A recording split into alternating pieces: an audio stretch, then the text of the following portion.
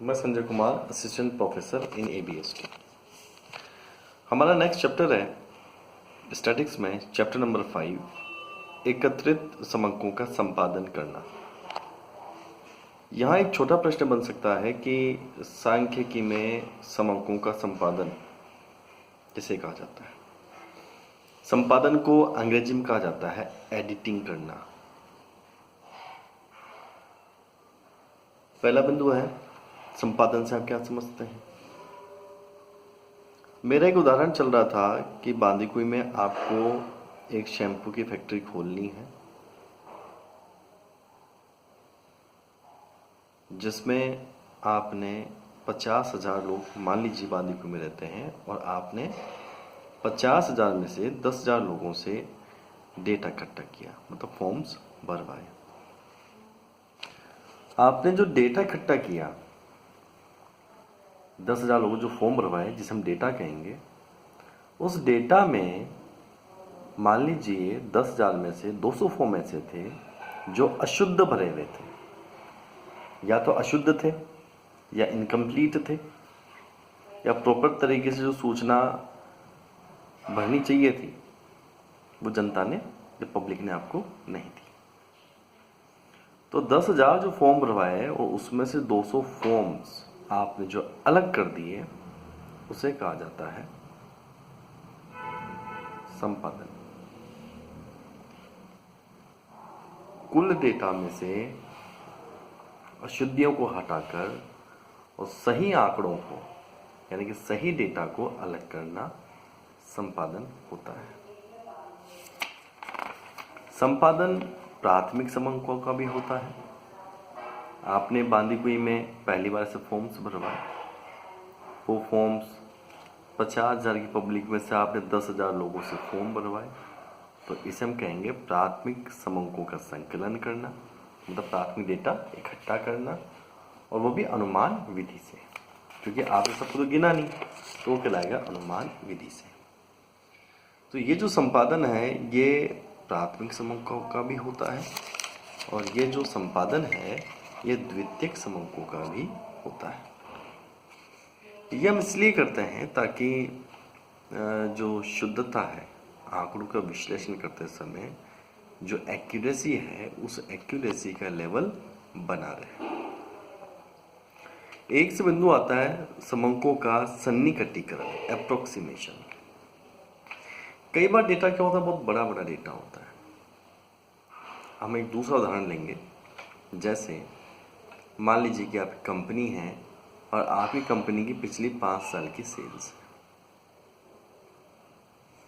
अब सेल्स का डेटा है बड़ा सारा, जैसे इतने करोड़, इतने लाख, इतने हज़ार, इतने रुपए, 6-6, 7-7 डिजिट के डेटा है, आंकड़े। तो जब बड़ी बड़ी संख्याओं को अगर हम छोटी संख्याओं में व्यक्त करें, जैसे हम कहते हैं ना कि हम करोड़ों की संख्याओं के लिखते लिख दें 20 और ऊपर लिख दें डेटा इन करोड़, तो सूचनाओं को राउंडेड ऑफ करना, उन्हें छोटी संख्याओं में व्यक्त करना सन्निकटीकरण कहलाता है।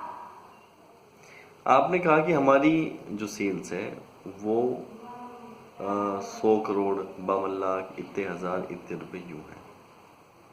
अब आप ग्राफ बनाइए, कोई गणितीय विधि लगाइए, नहीं, बहुत मुश्किल होता है लगाना बड़ी बड़ी संख्याओं में। तो हम क्या करेंगे कि सबको 2 या 3 डिजिट तक ले लेंगे। जैसे हमने कहा भाई 101 करोड़ ले लो, 1000 को छोड़ दो या लाख को छोड़ दो।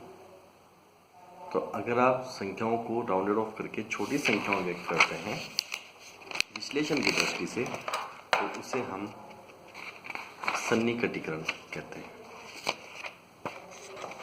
सांख्यिकी में हम जब भी विश्लेषण करते हैं तो विश्लेषण करते समय कुछ अनजाने में अशुद्धियाँ हो जाती हैं एनालिसिस में, और अनजाने में ये जो अशुद्धियाँ होती हैं उसे तो अशुद्धि कहा जाएगा, और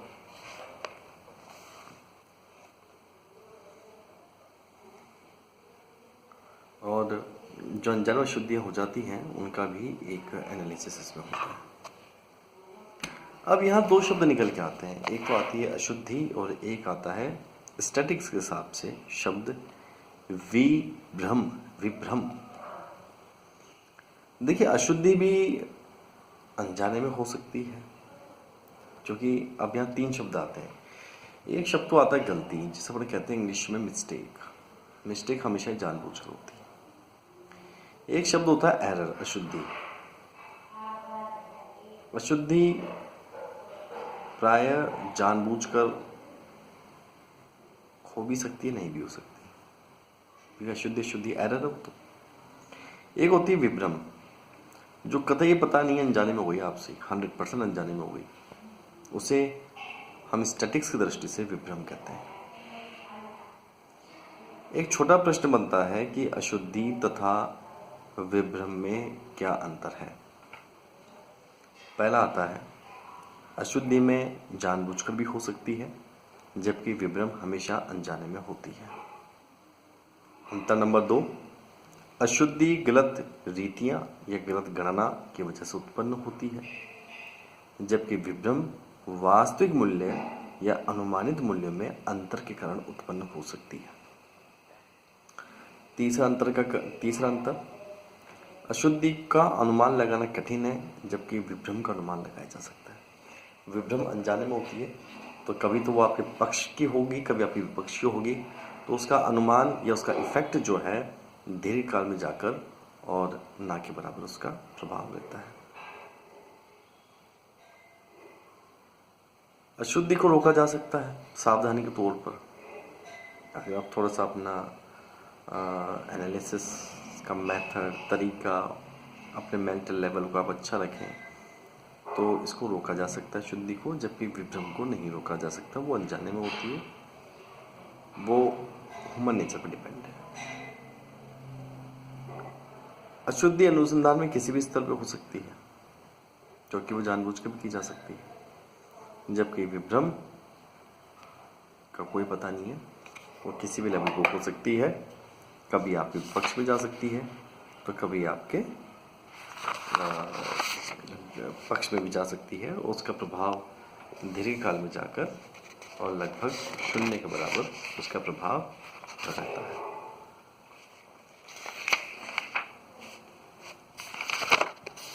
सांख्यिकीय अगर हम विभ्रमों की बात करते हैं,